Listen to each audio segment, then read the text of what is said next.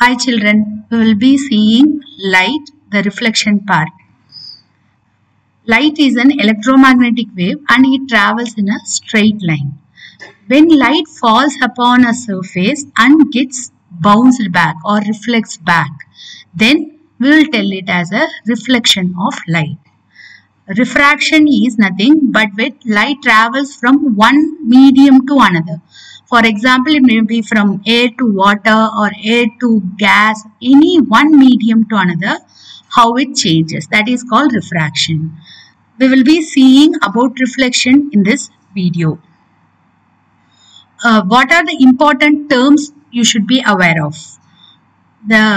First, the light, when light falls upon the object, that ray is called as an incident ray. When light comes back after reflection, then we will tell it as a reflected ray. Normal is just a perpendicular line which is drawn at 90 degrees to the reflecting surface. Angle of incidence is the angle made by the incident ray and the normal.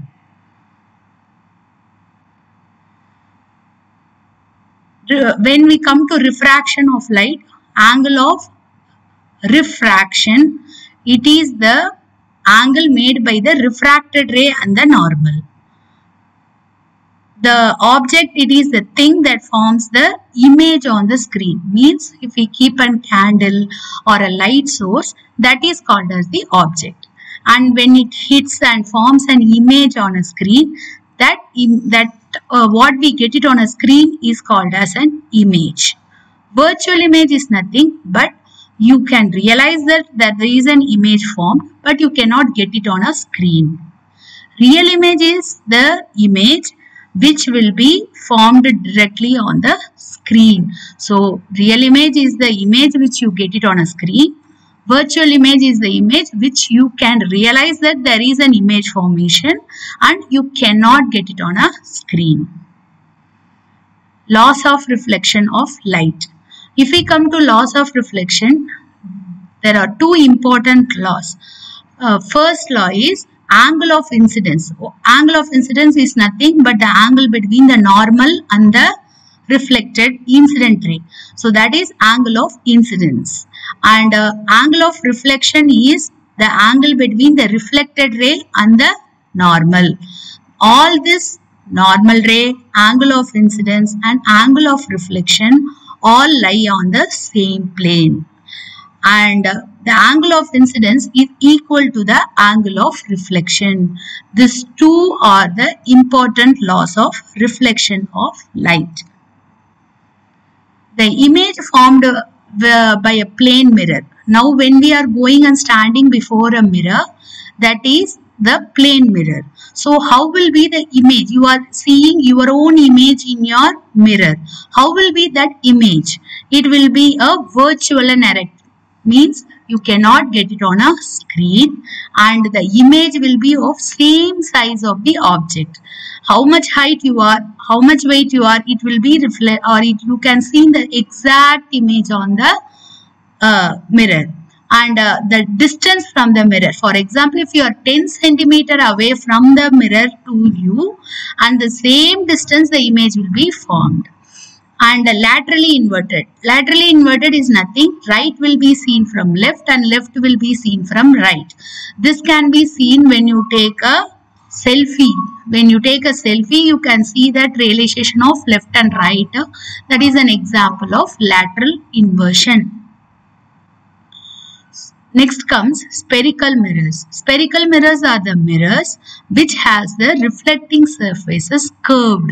When the reflecting surfaces are curved, they are called as the spherical mirrors. Two important types of spherical mirrors are concave mirror and convex mirrors. Concave mirror is a mirror which is having a reflecting surface inwards. When you take a spoon, the eating part will be your concave mirror, and convex mirror is the mirror which is having the reflecting surface outside. You will be introduced with some new terms here. They are center of curvature, focus, principal axis, pole, focal length and radius of curvature. We will be seeing next about these terms used in the spherical mirrors. Center of curvature is nothing but the center part of the mirror where it is a spherical. In the spherical part, the center part of the mirror is called as the center of curvature. Radius of curvature is nothing but the radius part from which the center of the mirror to the sphere, pole. It is the pole. If you see a mirror's central part is called as the pole. Principal axis, it is a straight line passing through the center of curvature and the pole. So, center of curvature, if you consider a spherical mirror as a sphere, then the center of curvature is the center of the sphere, which the mirror will be a part of the sphere. Radius of curvature is the distance between the center of the curvature to the mirror. Pole will be the center of the spherical mirror. And principal axis is the straight line passing through the center of curvature and the pole. This is the explained part. This is a diagrammatic explanation. The first is a convex mirror in which the reflecting surface is the outside. Means it is having an reflecting surface outward part. The dotted lines or the crossed lines represents the rough surface. So reflecting surface should be represented by a smooth line, and the center of curvature is represented by C. P is the pole and the XY is the principal axis. And radius of curvature is the distance from the pole to the center of curvature. And the second image or the second diagram represents a concave mirror in which the reflecting surface is inside. So the center of curvature lies on the left hand side. You should be seeing the differences between the convex and the concave mirror, where how the principal axis, pole and the radius of curvatures are formed. It will be for a convex mirrors, it is all on the right hand side. For a concave mirror, everything all is on the left hand side. Next, coming to the focus. This word or the term is very important because all the image, whatever the parallel image is going and hitting the reflecting surface will pass through, compulsory should pass through a point on the principal axis. That point where it passes is called as focus. So focus of a concave mirror or a convex mirror will be the focus will be the same. All the light rays which passes after reflection should meet a point on the principal axis. That point is the focus. So for a convex mirrors, it will be on the virtual image, and for a concave mirror it will be a real image. Focal length. Focal length is the length between the focus and the pole.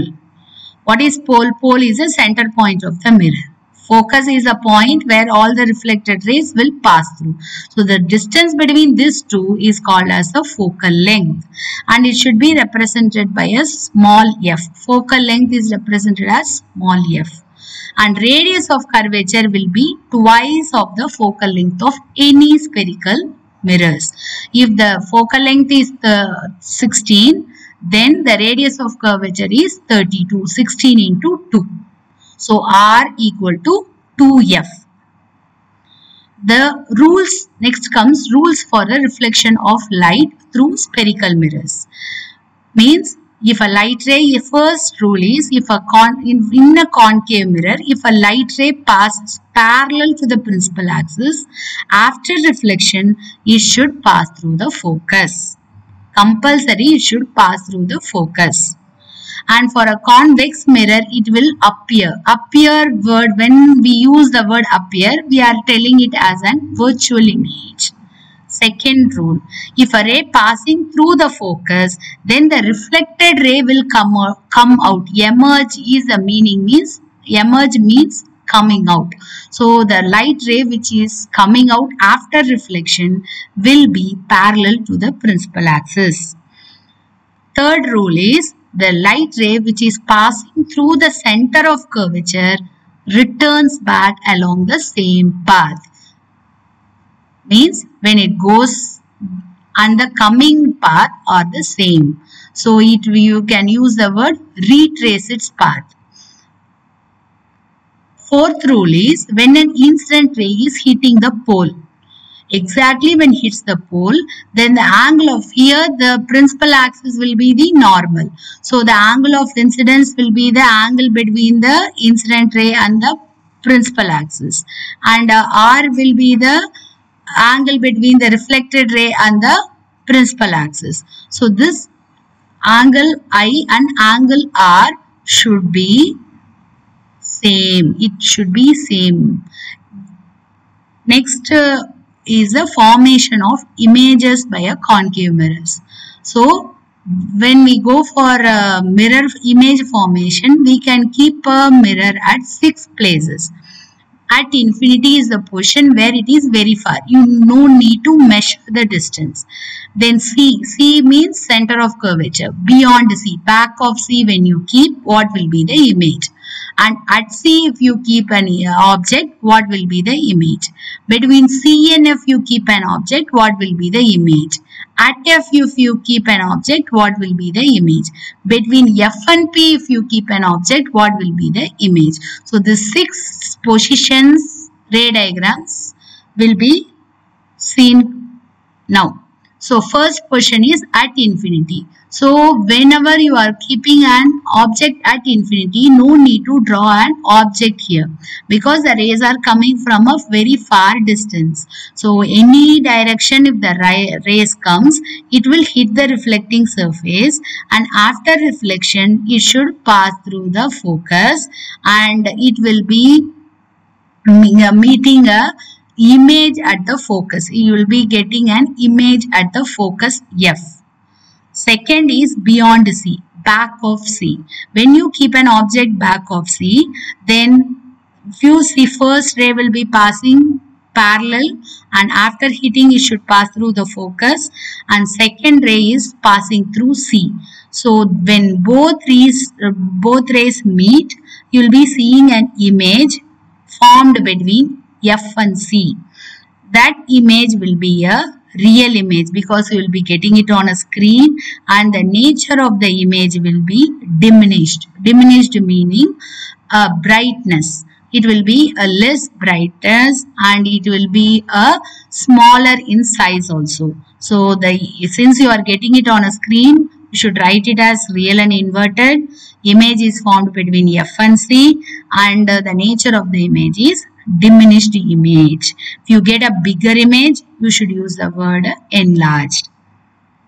Third position is at C. When you keep at C, the image will also be formed at C only, and the size will be the same size. When you keep an object between F and C, then the image formed is real and inverted, beyond C and magnified. Be sure that you practice the ray diagrams and thorough with the ray diagrams and the position of the image formed. Compulsory draw the arrows. Coming to next at F.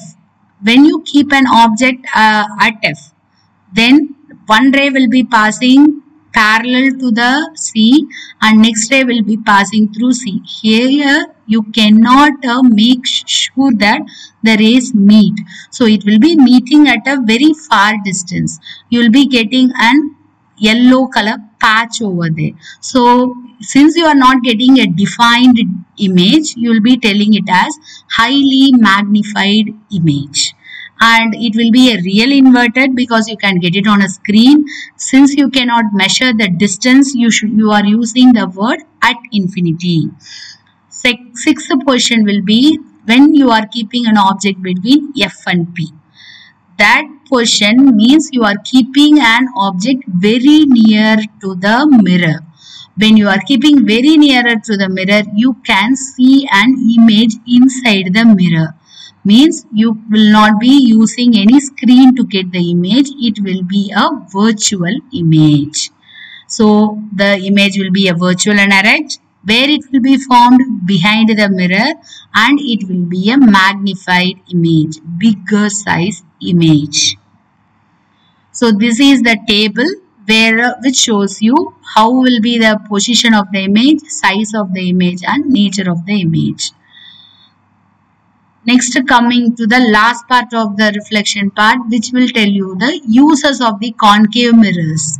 So concave mirrors will be used, it will be giving a real image, and you can get a magnified image also. So it can be used in shaving mirrors, torches.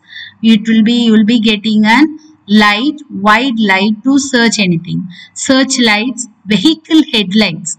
Vehicle headlights means when you drive a bike, when you switch it vehicle light in the night, what light it will be, what mirrors they will be using is a concave mirror. And usually it will be used by the dentist to get the enlarged image of the patient's teeth. And solar furnaces is used to concentrate the sunlight into the furnace so that it will get heated. Then coming to convex mirrors. Convex mirrors will form only virtual images. How when light falls, it will be diverged or it will be spread apart. So you will be getting an image formation inside the mirror or on the behind the mirror. You can use the word behind the mirror. So when there are only two positions, one is at infinity, at between infinity and p, means any positions between f and p. Any position between infinity and p. The image formed is virtual and erect, behind the mirror, and highly diminished. Because of this nature, we will be using it as a rear view mirrors. Rear view mirrors are the mirrors which is kept in the side of your vehicle. When a vehicle is coming back, you are able to see what vehicle is coming near me and how much distance is it. Whether I have to change the lane, you decide upon your movement of your vehicle with the use of rear view mirrors. And you can even see at all junctions big mirrors to make sure that you can have a wider view to check. So the use of convex mirrors is it is mostly used as a rear view mirror or a rear side mirrors. Last part comes to Cartesian signs. Means now when you are considering an concave mirror, you are keeping an object and you are getting an image. You are keeping a screen and in that screen you are getting an image. So Cartesian sign is how you are going to calculate the keeping the object and the signs. So when you are keeping an object to the left of the mirror, then all the left side whatever you keep along the x-axis, it will be taken as the negative, and right side part will be taken as the positive. So if you see in this diagram, the object which is for a concave mirror, the object distance will be minus, image distance will also be minus, focus will also be in minus, negative sign. The mirror formula is 1 by v plus 1 by u equal to 1 by f, where u will be the object distance and v will be the image distance and f is the focal length. Please make sure that this u distance, v distance and f should be taken positive or negative from the table, because that we will be using in doing the numericals. Magnification is nothing but the ratio of height of the image to the height of the object. If the height of the image means you will be keeping a candle or a light, how much height is the object size? It may be 1 centimeter or 2 centimeter or 5. How much is the height of the object? And when you keep on a screen, the height of the image will vary. It may be sometimes if you keep a 1 centimeter, you can keep an image of you can get an image of 2 centimeter. Sometimes it may be a point sized image. So the magnification will tell you how much the size of the image differs from the object. So for a virtual image, then this magnification will be positive. For a real image, this magnification will compulsory be negative. And if m is greater than 1, means if you get a value greater than 1, then the image will be bigger than that of the object. For example, if you keep 1 centimeter object, if you are getting magnifications of 1.5, then you can tell that the image formed will be a bigger size, and it will be of 2 centimeters. I am telling it for an example. When m equal to 1, then the image size and the object size are same. When m is less than 1, then you will be getting a diminished image. Means it will be nearly to a point sized image. Thank you, children.